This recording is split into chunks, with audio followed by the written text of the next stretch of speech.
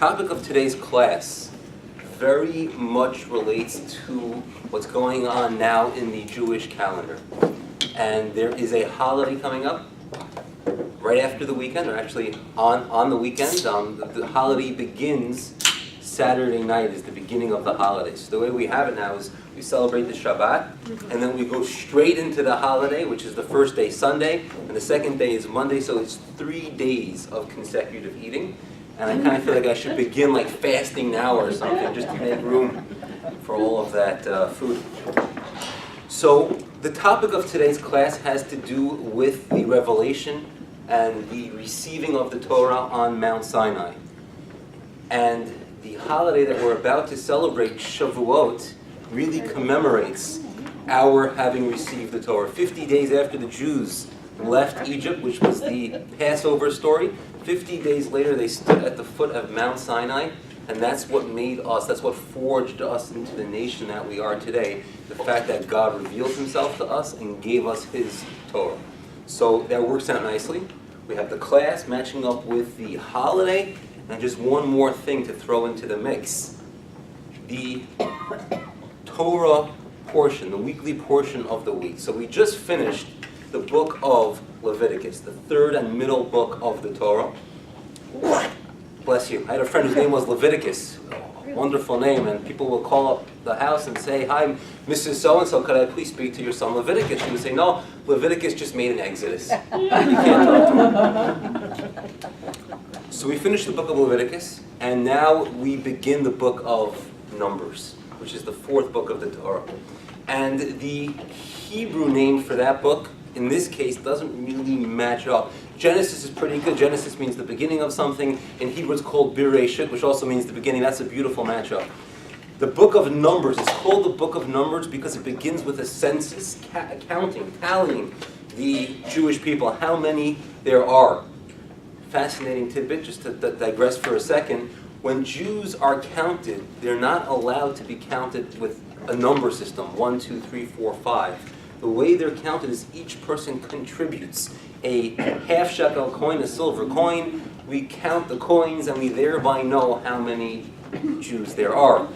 Beautiful thought from Rabbi Lord Jonathan Sachs, the former chief rabbi of England, and he says that, well, why is that? Why can't we count Jews by going 1, 2, 3, 4?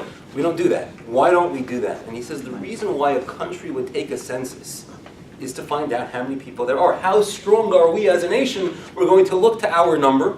China's doing pretty well because they're north of 1 billion, right? That's a strong country, a lot of people. Just figure the manpower they must have in a war. That's the reason, the primary reason why a country takes a census. How strong are we, believing that strength is determined by number? If the Jewish people were to think that about themselves, that our strength as a nation is based on how many we are, it would be dismal. We would despair. We would just give up hope and go home and say, we're done. We're so few. The Torah says, Ki atem hama'at mikol hagoyim. You, the Jewish people, are among the fewest. In America, where we are plentiful, we're about 1.7% of the population. And then there are a lot of Jews in America. Jews in China is probably a handful of that. So we can't believe that our strength as a people is determined by our number. That would be a mistake. How then do we measure the strength of the Jewish people? The Torah says, and they shall make a contribution, give something. Look at what the Jewish people have contributed to the world. If you look at the amount of Nobel Prizes that we've won as a people, it is far disproportionate to our number. It's in the 20, 30, sometimes even in the 40 percentiles, the Nobel Prizes that we've won as a people. That is our strength. It is vinasnu, that which we give. That tells us who we are as a people. So, coming back to where we were, the book of Numbers is called the book of Numbers because of this census. But if you look at the Hebrew name for this fourth book of the Torah, it is actually called Bamidbar, which means in the desert. And it really recounts, for the most part, if you're looking to sum up the fourth book of the Torah, it goes through the experiences that we had as a people while we were in the desert for 40 years between when we left Egypt until we entered into the land of Israel. And it was in this desert, Mount Sinai, in the Sinai desert, that the Jewish people received the Torah. It was in the desert. And I ask you, and I ask for anyone who wants to volunteer a solution, an answer to this question. The question is as follows. The plan was not to spend 40 years in the desert. The plan was to leave Egypt, and in just a short matter of time, within the year, the plan was to go into Israel. We messed up. We had several mess-ups, the sin of the golden calf, the sin of the spies, and that was what prolonged our sojourn in the desert. But we were going to go into Israel shortly after leaving Egypt. Well, why then, I ask you, would God not just wait a bit longer, wait for us to come into Israel, our homeland, and give us the Torah there? Why did God give us the Torah in the middle of a desolate wasteland Sinai desert? Why not give it to us in our homeland? Imagine how beautiful that would be. We're in Israel. This just scenery in Israel is breathtaking. Bring us to the Golan, overlooking the Sea of Galilee. Give us the Torah there. Why did God give it to us in a barren desert? That's a question that I put forth. If anybody would like to suggest an answer, I would like to hear it. Yes? Because then we were dependent on God in this wilderness for our sustenance and support. Once you got into the land, you have the fertility of the land and what the land has to offer. But in the wilderness, we're only fed by God. I like that. I'm going to just share your answer with everyone, and hopefully everyone will be able to hear it. Is it Linda? Is that right? Lorraine, sorry. Lorraine. Okay. I knew it was an L. I got the L part. That's all right. I wouldn't expect it. Okay, what Lorraine suggested was that while the Jewish people were in the desert, they were completely dependent upon God. What did we eat? Things don't grow in a desert, right? Desert is measured by the amount of rainfall that it gets. That's the scientific classification of desert. Rains very little, hence nothing grows. There's nothing to eat. What did we eat in the desert? God supplied us with manna. What did we drink? Desert has no water, and there was a miraculous water supply that went together with the Jews. And we were it was apparent to us that we were very dependent upon God, and therefore God wanted to use that scene to give us the Torah. Perhaps because God says in the Torah, if you follow the Torah, I will be very good to you. And when you're very dependent upon God, it's a good time to do it when it's clear to us that we need to follow it, because if we don't, then our basic needs won't be met. Is that right? That's excellent. I like that. Very nice. To share with you two other suggestions as to why God gave us the Torah in the desert, in the Bamidbar, this fourth book in the Torah, and didn't wait till he brought us into Israel. So another idea is that God kind of knows what's going to happen, right? That's one of the great philosophical, theological questions out there. If God knows exactly what's going to happen, He knows what I'm going to do I really have free choice to choose? Great question for another time. But God knows what's going to happen. And He knew that the Jewish people were not always going to be living in the land of Israel. They were going to live for a very long time outside of those wonderful borders of the land of Israel, in the diaspora, which we find ourselves in now. If God were to give the Torah in Israel, we might make a mistake and we might feel, well, the Torah is only for Israel. When Jews are in Israel, then they live with the Torah. Outside of Israel, no more Torah. He would create, by giving the Torah in Israel, this very strong connection, this link between Torah and the land of Israel. And God wants to make it apparent that the Torah, as our legacy, as our heritage, is in no way limited to being observed in Israel. It applies everywhere. Hence, He didn't want to give it in Israel. He wanted to give it in the desert before we got there. So that would be we have Lorraine's answer. Now this is the second answer, that it's clear that it is not hinged. Its observance is not hinged upon living in Israel. One more answer before we move on. Yes? Are you saying, Rabbi, that it was God's plan for the Jewish people to be on the desert for 40 years? So, the original plan, before we messed up and we built this golden calf, was to bring us into Israel shortly, within the first year. We messed up, and hence we spent 40 years after the Torah was given. We spent those years after the Torah was given. But He specifically gave it before. I mean, even if we would have kept the plan, we would have marched into Israel within the year. We would have marched in already having received the Torah in the desert, to make it clear that it's not dependent upon living in Israel. All right. Third explanation here, and this is perhaps my favorite. There are religions out there where people that study the religion are priests, are theologians, are people that dedicate themselves, full-time perhaps, to the more academic pursuit of their religion. Judaism is unique in that we have a class of people here that are coming to study Torah who aren't necessarily rabbis, people who have, gone to theological seminary, right? We're just plain old Jews studying the Torah. And that's an important message that God says, which is that in the desert, is there any one person who could stake claim and say, this is my spot in the desert, right? No. You can pitch your tent anywhere you want when you're traveling through the desert because it's no man's land. It's free for the picking. Anyone who wants has a share living in the desert. You can live wherever you want. Nobody's going to tell you to leave. And the same is true with the Torah. It's taxi drivers. There's a group of taxi drivers in Israel who every morning, early in the morning, get up to study a page of Talmud before they begin their rounds, driving through the city. Simple men. But the Torah is theirs too. The Torah is everyone's. Just like the desert is not limited to one group of people who could say, this is ours, not yours. No one will ever tell you the Torah is not yours. And that's perhaps another reason why God chose the desert, which is clearly a no man's land. Anyone who wants to could have a share in it. The Torah is the same way. Before we begin, one more thing about the holiday of Shavuos. There's a custom, and my wife loves this custom about Shavuos, which is to eat dairy food on Shavuos, to eat cheese, to have dairy meals. If a person is keeping kosher, you kind of have to make a decision. Is this going to be a meat meal, or is it going to be a dairy meal? There are no kosher restaurants that serve both milk and meat. You've got to make that choice. I used to be more of a meat guy, and my wife, she converted me. That's it. Now I like dairy as well. As a matter of fact, there's this beautiful dairy cafe that just opened right next door called the Soul Cafe. And as soon as this class is finished, I have a date with my wonderful wife. We're going to be meeting up for lunch right over there. So there's a custom to have dairy on Shavuos, to have milk. And let's just discuss for a brief moment why that is so. Why do people eat dairy on Shavuos? Normally on a regular holiday, we believe that meat and wine, that's the way to celebrate. That's the way to have true joys, by drinking good wine and eating fine meat. But why on Shavuos is there a custom to eat dairy? Anyone? Tell me. We didn't have the laws yet for kashrut. Bingo. All right, that's one beautiful answer.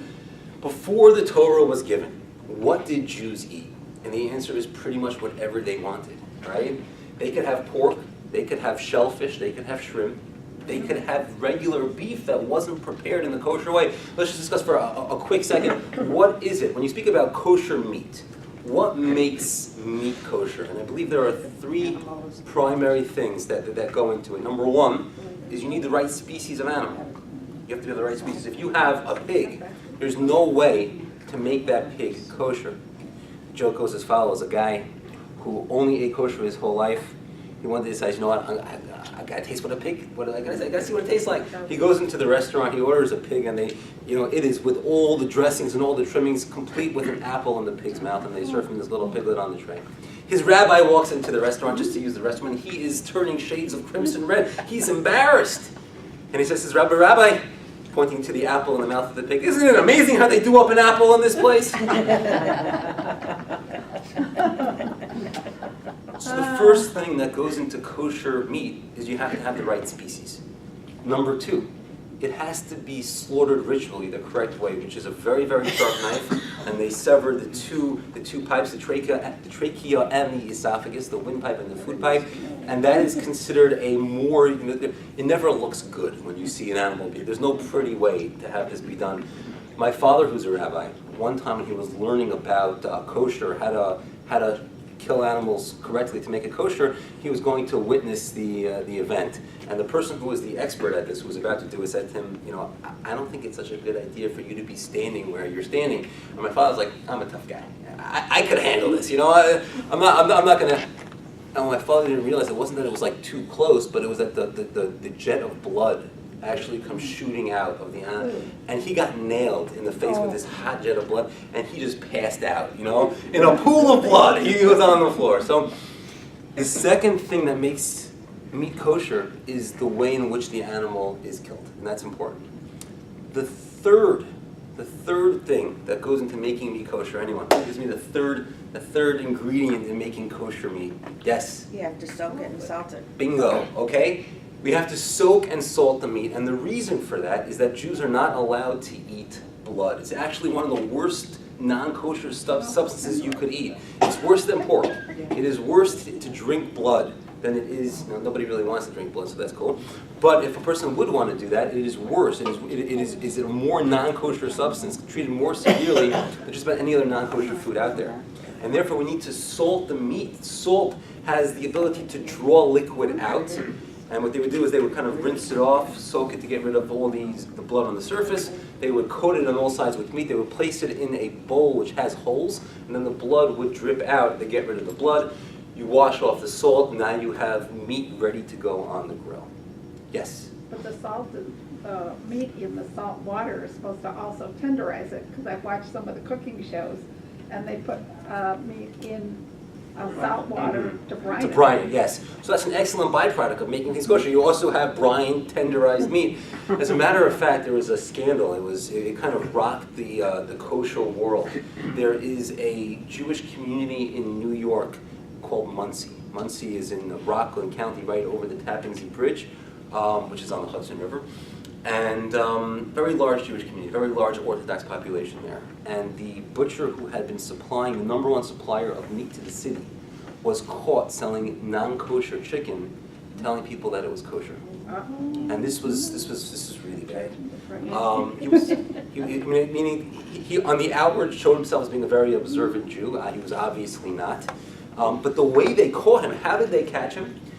And this is how they caught him. When you deal with kosher chicken, it already has absorbed a large amount of salt, because even though you wash off the salt, the meat still absorbs a nice amount. So if you know that you normally need a tablespoon of salt to go into your 10-liter pot of chicken soup, and the soup recipes were just not coming out right. People were cooking soup and it was bland and needed more salt, and they're scratching their heads and they're saying, I put in the same amount of salt that I always do, why do I need to add more salt after it's been cooked? And they realized that the chicken they were using had never been koshered properly, never had salt on it, and that is how they found out. And it was really bad. People had to go and make their whole kitchens kosher again, and he was not a popular fellow, this guy, to say the least. So we're going to just backtrack to where we diverged.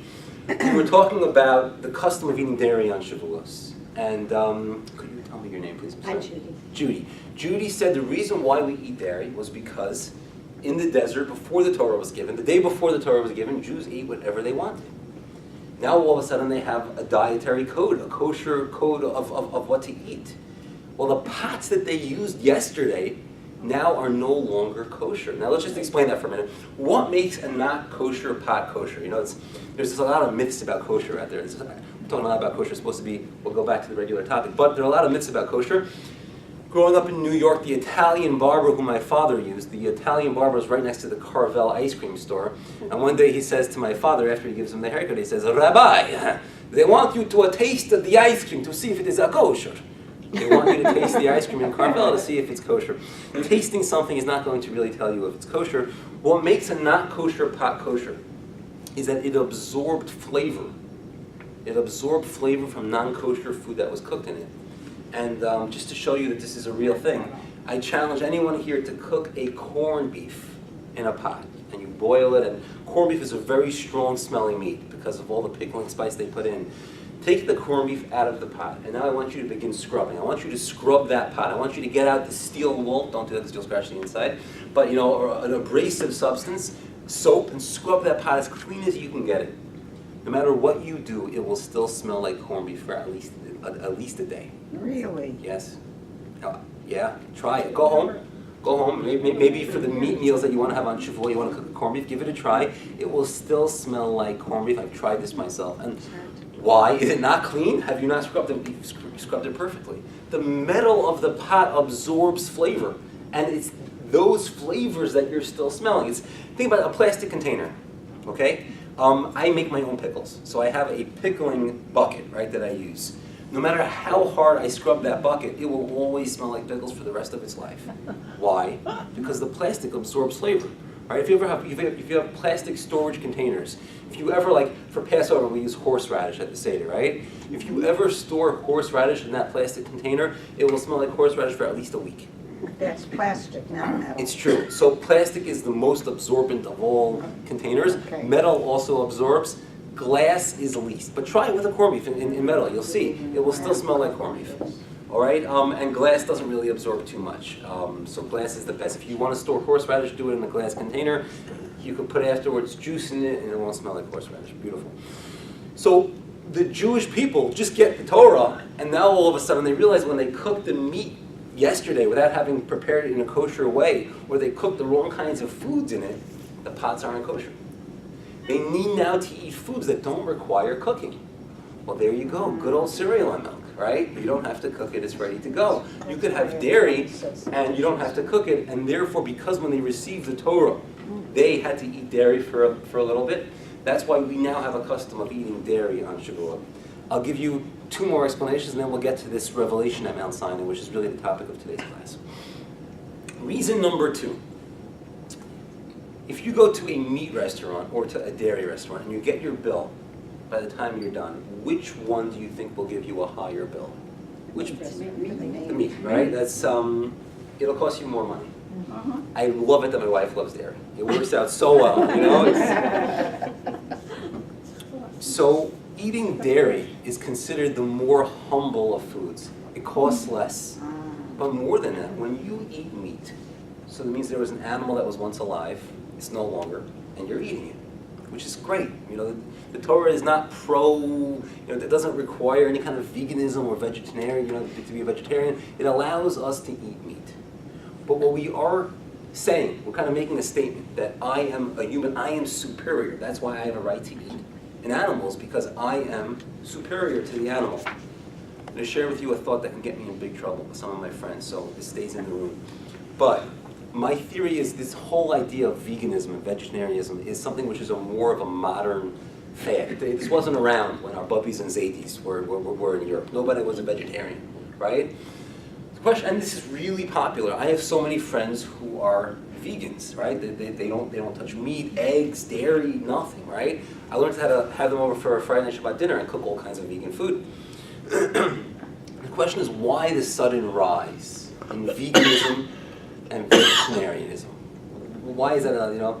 Here's my theory, which is that pretty much no animal species are able to eat things from their own species. It's very rare for animals to eat other animals from their own species. They'll always look outside the family, right?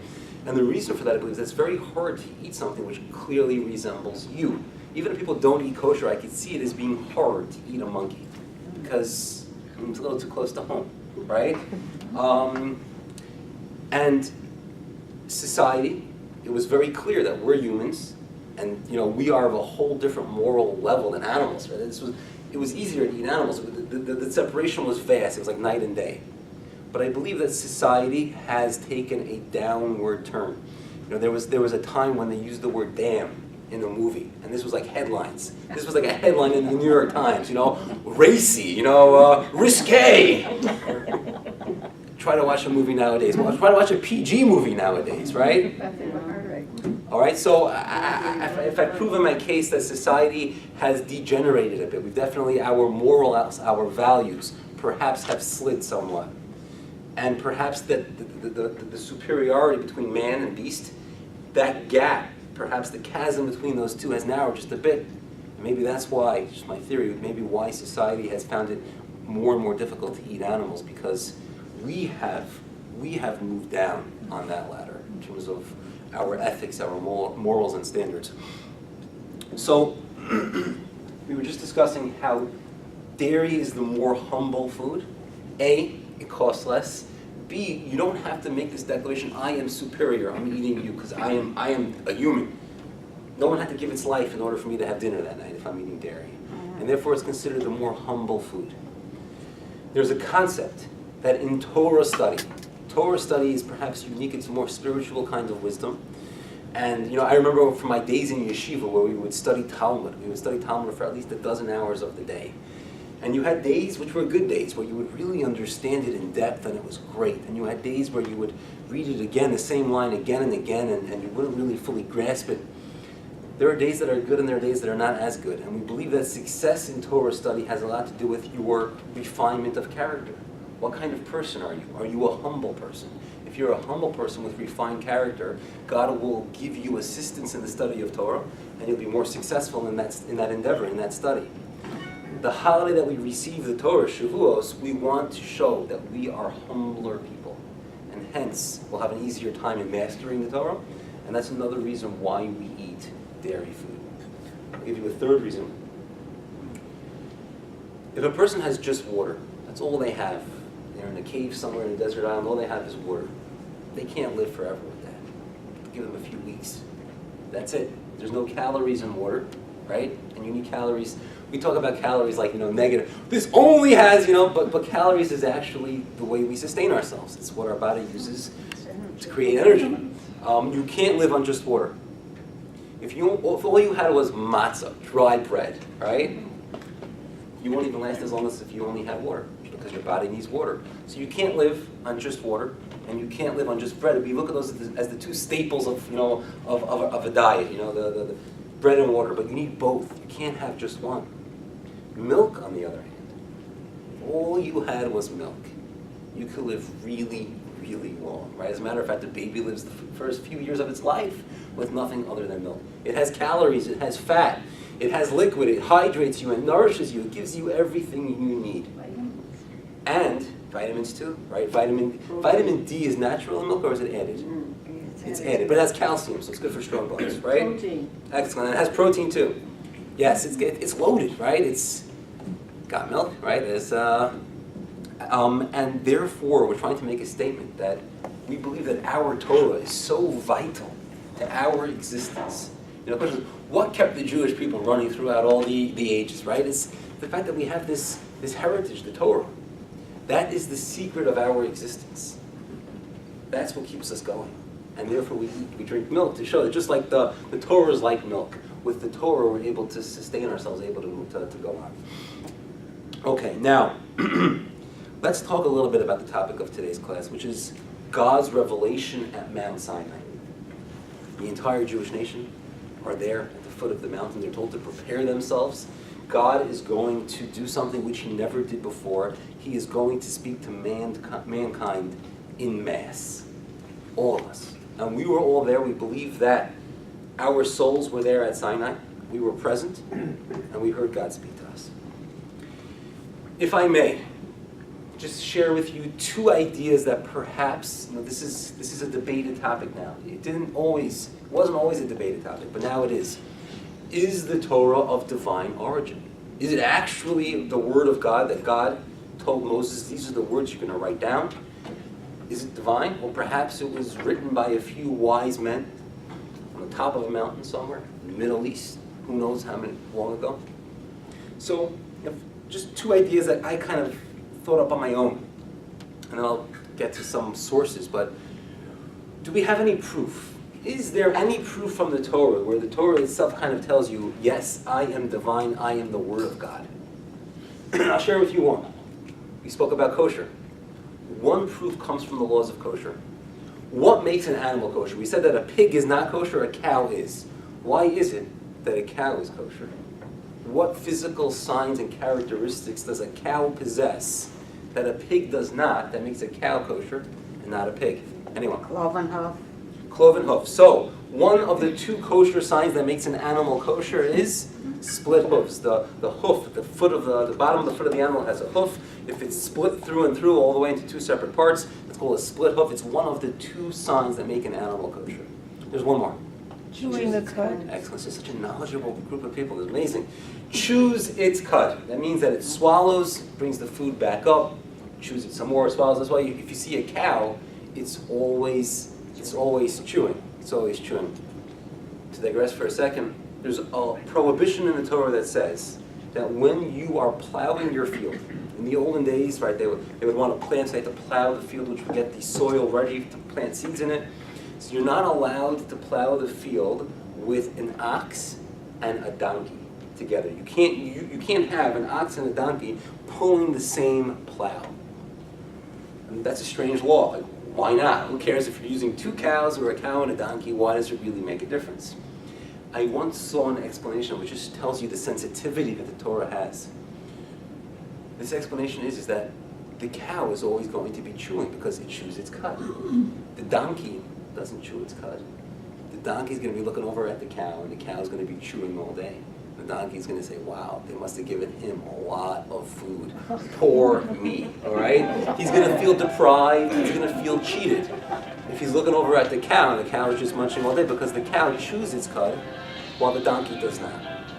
So that's just the sensitivity that the Torah has. It allows us to eat animals, yet it expects us to treat them in a kindly fashion. My children love animals. They love all different kinds of pets, and they would be the happiest people if we had a little pet dog in the house. They love it. As a matter of fact, my wife was in Israel. She was leading a mission with 40 women from Detroit, taking them to Israel, many of whom have never been there before. And while she was away, I was a single dad for 10 days. I survived it okay. And the Friday while she was in Israel, the zoo, the Detroit Zoo, was giving out hundreds of free rescue dogs, puppies, and kittens. And my kids were begging me. They said, please, let's go. While mom is not home, they call her Ema, which is Hebrew for mom, let's go and get a little puppy. She won't be able to stop us. I figured that if I got a puppy, she'll probably never go away again, But I was afraid that maybe she wouldn't come home. So I decided not to get that puppy. But the reason why I tell you this is because what she did allow was for my son to have fish. She figured fish don't make noise, there's no big mess. He was allowed to have fish. And I also liked him to have fish because it teaches him responsibility. He was in charge of feeding the fish every day.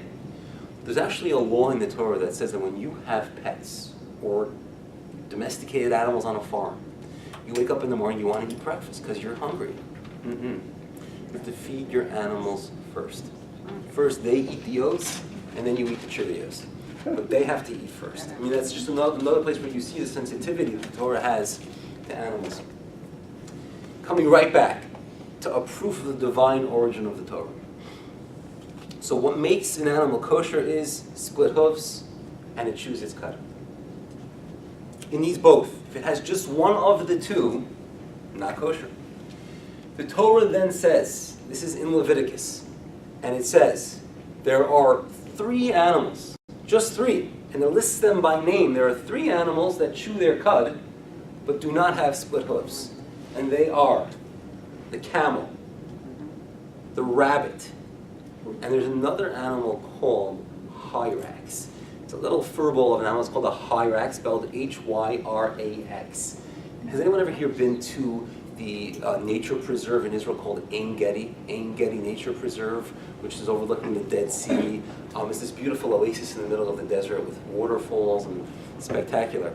And there's where the hyrax lives. I've been nose to nose once with a hyrax. I was kind of bathing in one of these pools of water, and a little hyrax comes by to take a drink, and I'm kind of looking at him, scared of him, and he doesn't seem scared of me. So those are the 3 animals that chew their cud, but do not have split hooves. And the Torah says there's just but one animal that has split hooves, but doesn't chew its cud, and it lists it by name. And that animal, anyone? Pig. The pig. The pig has split hooves. As a matter of fact, the way a pig always lies down, it puts its feet out to say, look, you see my hooves, they're split, I'm kosher. Which is considered a trait of hypocrisy. Showing itself what it's really not. But it doesn't chew its cud. And the Torah lists these 4 animals by name. Okay. Now let's say, and by the way, to this day, scientists the world over have never discovered a 5th animal that has just one of the 2 signs. That means that there perhaps are many animals that have no kosher signs. For example, a cat. A cat doesn't have hooves, it has paws, so it's not split, and it doesn't chew its cud. So there are many animals that don't have any kosher signs to them, like a bear, a lion, a dog, right? They're not kosher. But they don't have any of the 2 signs. The Torah says there are only 4 that have just one of the 2. We've never found a 5th. It doesn't exist. Now, if the Torah, let's say a few of us decide we're going to write this book, and we're going to tell everyone it's from God, right? We a great scheme, right? Makes Madoff seem like he can't work out a scheme. If we're going to work out, we're going to figure this one out, right? And we go up to some mountaintop in the middle of nowhere, and we're going to write the book. Now, this book has been around for thousands of years. That's clear. whether or not you believe it's of divine origin, what is clear, they found the Dead Sea Scrolls in the Qumran caves in the Judean desert. It has been around for thousands of years. So let's say thousands of years ago, a few smart people went up to a cave on a mountain, and they wrote the Torah. And they're going to write, there are 4 animals, only 4, that have just one of the 2 kosher signs. That's chutzpah. How could you do that? You know, chances are you're going to get disproved because you've never been to the Amazon jungle. They've never been to the Australian outback, nor to the Sahara Desert. They don't know all the animal species out there in the world. How can they, with any hope of ever not being refuted, write, there are 4 animals that have one of the 2 kosher signs and nothing else? Risky business. I wouldn't try to do that, right? And moreover, how can they actually be right? How can they know that? But if the Torah was written by the one who created all the animals in the world, if it was God who created the animals, he knows exactly what he created, right? He's got a little encyclopedia of all the species in the world, right? He knows exactly what's there. He created it. He could pretty confidently say, these are the only 4 and nothing else. And that to me is a very strong proof as to the divine origin of the Torah. It's going to get better. But that's one that I kind of thought up on my own. Another idea, and this is not going to be foolproof, this idea, but it definitely points in a certain direction. So, I have 4 children. I'm very blessed with 4 children. And 2 girls, 2 boys. My oldest is a girl, then comes a boy, then comes a girl, then comes a boy. It's very organized. My wife likes things organized, and she worked this out very well. And my oldest son, he had a bris milah, he had a circumcision. And they say the baby's just crying because he's cold. They say all kinds of stuff, you know. But there's a lot of crying going on at that bris. My son cried an entire day. I was in Israel, and Israelis are tough, you know. And I called up the mole, the guy that gave the bris, and I said, he's crying. And I said to me, Ma, gamani bachiti. I also cry when my father gave me a bris. Like what? So he cried a lot. And you know, does it seem cruel? I brought my child to get cut. You know, you guys, it can't feel good. That I know. Whether it's the cold air or the incision, it can't feel so good, right? And how did I feel about this as a parent? I'm bringing my child to someone who's going to inflict physical pain on him. How did I feel? And my overwhelming feeling was, I am now bringing him into the covenant of Abraham. This is part of being a member of the Jewish people. And this is a mitzvah, and this is good. This is good for him. Sometimes good things hurt, right? When you're out there running, and you have to push yourself because you're working on a record, it'll hurt, but you push yourself because good things, that never feels good to diet. Think back to that deprivation, right? Where you feel like, you know, it hurts. Sometimes good things hurt. And this was the overwhelming feeling that I had. Imagine a group of people that go up to a mountaintop and say, we're going to write a Torah. We're going to write it. And these are people who have children, who have grandchildren, right? Would a grandparent make up a law that will inflict physical pain on their grandchild for nothing? Imagine the circumcision thing is just made up, right? Would they ever make something up like that that will cause pain to their child, to their grandchild? I ask you that question. But if it's a divine, and do we fully understand it? No. I believe that things are divine. We understand always part of it. You know, even things that are so basic to us, like don't murder, right? That's pretty straightforward, right? Human common sense will tell you don't murder. Do we fully get it? Do we fully grasp? And I'll show you. Imagine you have 2 people in a hospital. One is in dire need of a heart transplant. 30-year-old guy has his life ahead of him. He needs a heart. Somebody else comes in from a bad car accident. Doctors say he's probably not going to make it. And these guys are friends. They kind of grew up together. And I don't know the technology, how it changed, but there definitely was a point in time that in order to do a successful heart transplant, it needed to be removed while it was still pumping. Once it would stop, it can't be restarted. And the fellow who was in the serious car to the doctor said definitely doesn't have more than a few days, says, please take my heart and give it to my friend. Well, their common sense is not so clear. What he's really saying to you is kill me. right? Take a heart is a nice way of saying, cut my chest open and kill me a few days early, right? Killing someone a few days early is still killing him, all right?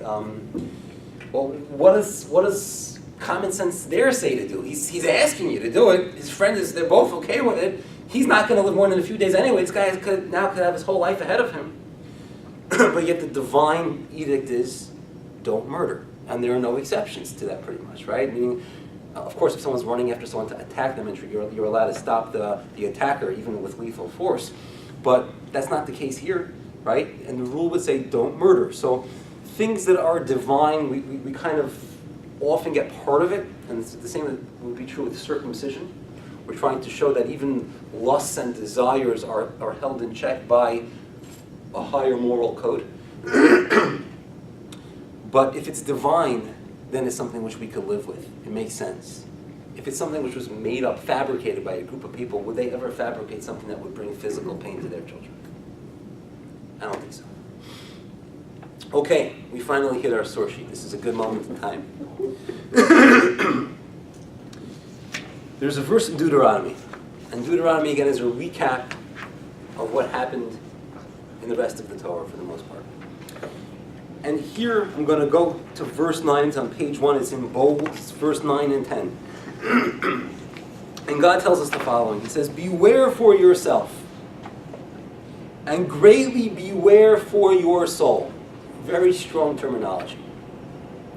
Lest you forget the things that your eyes have beheld, unless you remove them from your heart all the days of your life, and make these things, it doesn't say clearly yet what these things are, that you're meant to never forget and always remember.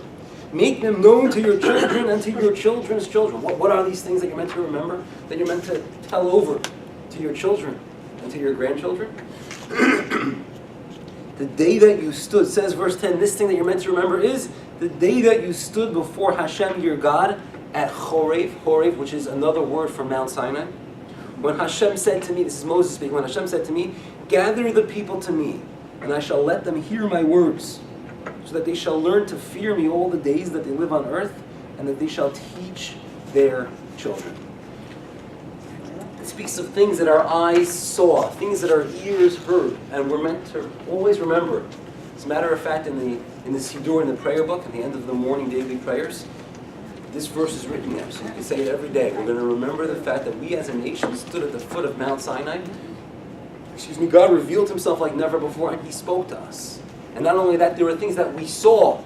God has no physical embodiment. He has no corporal part. There's no body to God.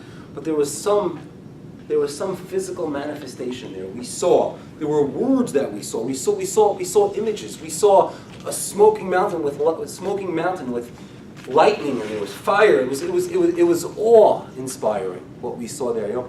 Things that a person sees makes a much greater impression on you than things that you've only heard. You could think back to vivid imagery that you once saw. It's not as easy always to recall things that you've heard, because seeing something makes an indelible impression upon us. And God wanted us to remember this. He wanted us to remember the day that we stood at Mount Sinai as a people. Now, why was it so important that God revealed himself? Why was it so important for him to reveal himself to us in mass? This happened once in history. It didn't happen again after that. God does not like publicity. He likes to be a little more behind the scenes. Why was he revealing himself to the Jewish people, 3 million strong, on that day in the Sinai desert? And here one of the great Torah commentators, Nachmanides, the Ramban, says the following. It's on page 2, and if you see there's a letter A and there's a letter B. I'm going to jump to letter B on page 2. And Moshe then explains the reason that it is so crucial to remember this and pass it on to succeeding generations. For God made that assembly so that you shall learn to fear him all the days, and you shall teach your children for all generations. And that being the case, you are to do thus as I command you here, to be vigilant about keeping the memory of that august assembly alive and transmitting it to your descendants. And do not forget that assembly. It's that we should remember God all the days of our life. That's A. Now, the first of the Ten Commandments states, I am the Lord thy God who took you out of the land of Egypt. And that is seen by many classic commentators who understand it as a commandment to believe in God. We as Jews are commanded to believe in God. It's a commandment. First of the 10. Someone once asked me, they said, that doesn't make any sense. How can you command somebody to believe in God? If I already believe it, I don't need to be commanded. I believe it. If I don't believe it, you could command me to believe something? I might tell you, let's say you're beating me, believe it. Okay, I believe it, right? Stop hitting me. But you can't command me to believe. You could convince me of something. You can't command me to believe something. And how can we have this commandment to believe in God? How does this make any sense? It's a strong question. I was asked this question when I was teaching in high school. I was asked it by a senior, and when you prepare your lessons, we were studying about honoring your parents, which I hope to share with you in the next class. And that's the 5th commandment. And the Talmud says that the nations of the world heard the first 2 commandments, which is I am the Lord thy God, and then have no other gods besides for me. And they're like scratching their head saying, wow, this is a God who cares a lot about himself. And then they saw the 5th commandment to honor your parents, and that gave them a new perspective on it all. So that was the way we kind of got involved in this discussion. And the girl asked me this question, great question, how could you command someone to believe something? And the answer that I shared with her is as follows. You live in a world which is so incredibly complex and beautiful, your own body, just the way your body functions.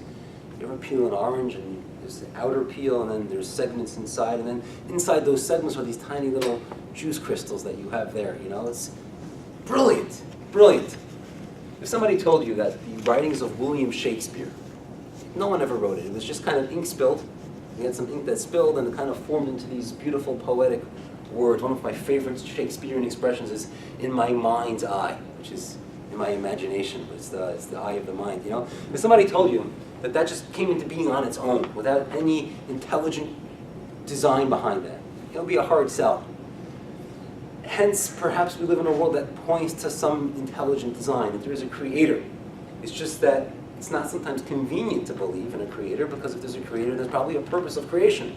If there's a purpose of creation, then there might be expectations of me to do certain things which I don't really want to do. Hence, it's more convenient not to believe, and maybe that's why we could tell somebody believe, which means remove all of those, biases that you'll have that will push you to want to not to believe. That's one explanation. But I have a brother-in-law who's considerably smarter than I am, and I shared the question with him. And what he said was that the reason why God revealed himself to us as a people on Mount Sinai, in Mass, was that somehow deep in our psyche, it's there. The belief is there. It's present. We heard it. It's just that sometimes it's buried, and we need to uncover it. If it's already there, well, then I could be commanded to dig a little bit and find it. And that was one of the primary purposes that God had in making this mass revelation at Mount Sinai. Number 2, says Nachmanides, another really important goal in having every Jewish person experience the giving of the Torah. Let's say a guy comes along 1,000 years later and says, you know what, God just spoke to me. I was in a cave, I was sleeping, and all of a sudden I hear this voice, and he says to me, we're going to change things up. That Torah, we're going to change it, we're going to call it the Old Testament, and we have a new book, we're going to call it the New Testament. This is the new way of doing things, which is actually happening, right? We could say to him, no, the first time round, when God spoke, he spoke to all of us. He didn't speak to one person and ask that person to convey the message. He didn't just speak to Moses and say, Moses, please tell the Jewish people this. He spoke to all of us. If he's going to change it, I'm okay with that. I can handle change. But he's got to speak to all of us to let us know that he changed it. And the goal of this mass revelation was to make sure that nobody would ever come along later on in history and do a few wonders, a few, really cool stuff and say, wow, I have special powers and God spoke to me. Okay, let him come to all of us and speak to us as well. We are just about out of time. And I want to end with the following, and that is the article that I handed out. Together with the source sheet, we handed out an article. The article is powerful. It's incredible. It's written by a rabbi named Rabbi Lawrence Kellerman. And what he does is, he contrasts other major world religions to Judaism. And there is one very fundamental difference, which is every other religion that was founded, that was started by an individual, by one person, by Muhammad, by Jesus. It's really Paul who continued that. And they say, God spoke to me, and he has a message. And then they went and they shared this with people that were going to become their followers. That is the origin of just about any world religion out there. It started with one person. There is no other religion, besides for Judaism, that claims that God spoke not just to one person, but to the entire nation, to 3 million people. We're the only religion that claims that. And what this article seeks to do, and he does a much better job than I could do in the few minutes we have remaining, he says, well, if this is a lie, if God didn't really speak to the entire Jewish nation, at what point was this lie started? Who started the lie? Did Moses come to the Jewish people and say, guys, you wouldn't believe what you just heard. All of you, it was yesterday, you heard God speak to you. We'll say, well, Moses, come on. That didn't happen, right? Sometimes there was a study that was done by a university where they brought in one individual into a classroom. And there were 2 lines on the chalkboard, and one line was visibly longer than the other. And there was a group of students in the classroom, and they said, which line is longer? And he would say, point to the longer line, and that one is longer, right? And all the students would look at him like he's crazy. They would look at him like, huh? What? Are you for real, man? Yeah. And he would, in many cases, back down under the pressure of everyone questioning him and doubting him. He would start to doubt himself. Well, maybe really the shorter line is the longer line. They tried the same study by bringing in 2 people as the experiments and asking the 2, not just one, now 2 people, which line is longer. And when you had somebody else corroborating your story, when you had somebody else standing with you, they never backed down. So if Moses came to us and said, you wouldn't believe what you heard, I would talk to you and I'd say, that didn't happen, right? And we wouldn't buy it. So perhaps what happened was, at a later point in history, let's backtrack for a second. Let's say it wasn't Moses, it was some other guy. We'll call him Guy A. Guy A comes to us and says, just 2 or 3 generations ago, God spoke to your grandparents, to your great-grandparents. We would say, nah. I know my bubby. I ate chicken soup with my bubby, and she never told me that. And no one's bubby ever told them that either, for that matter. So, no, right? The only possible theory, and this is the theory that Bible critics will always run to, is that this Guy A, who's going to tell us what happened in the past, is going to speak about the distant past. And what he's going to tell us is really, thousands of years ago, your ancestors were in the desert and they received a book called the Torah. It kind of got forgotten about, right? And I'm going to tell you about it now. And he makes up, and he quickly goes in a room, writes up the Torah, and says, and this is the book that they got.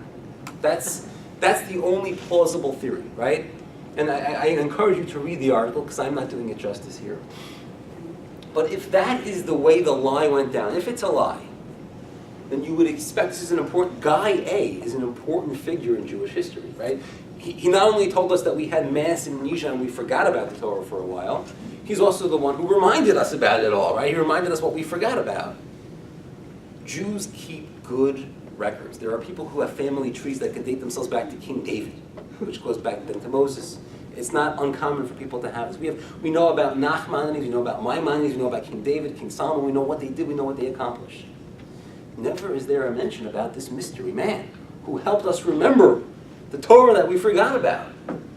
And therefore the article concludes, which is what I hope we conveyed today, that the Torah which we're going to celebrate, the fact that we received it in just a short while, is the Word of God of divine origin. Thank you very much. Thank you.